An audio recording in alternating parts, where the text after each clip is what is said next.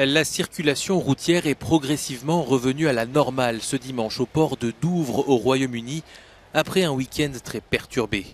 Des milliers de vacanciers britanniques étaient coincés dans des embouteillages, parfois pendant plusieurs heures avant de pouvoir accéder au port. Pour Peter Ricketts, ancien ambassadeur britannique en France, le Brexit y est pour beaucoup. C'est la première fois depuis que le Royaume-Uni a quitté l'Union européenne qu'il y a un tel volume de vacanciers britanniques, car jusqu'en avril 2021, c'était la période de transition. Les règles continuaient de s'appliquer comme si nous étions encore membres de l'UE.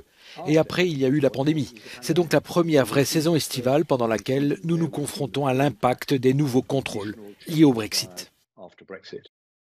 Cette situation a failli tourner à l'incident diplomatique.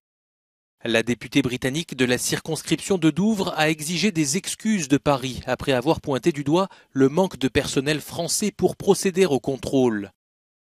Effectivement, un manque de personnel de la police française aux frontières a été constaté vendredi matin, mais ce retard a été résorbé rapidement selon les autorités françaises. Le député français Pierre-Henri Dumont a donc répondu à l'élu britannique en lui rappelant que Londres avait souhaité le Brexit et avait refusé d'installer de nouveaux guichets pour que la police française puisse élargir ses contrôles. Et ces retards pourraient continuer selon l'ex-ambassadeur britannique.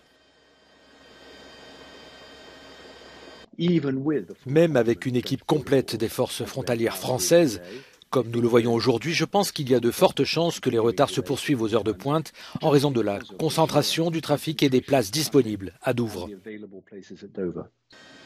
Les embouteillages sont évidemment habituels en période de départ en vacances, mais les bouchons constatés ce week-end, pouvant durer 10 heures, soulignent la nécessité de prendre des mesures pour fluidifier le trafic en tenant compte des nouvelles exigences liées au Brexit.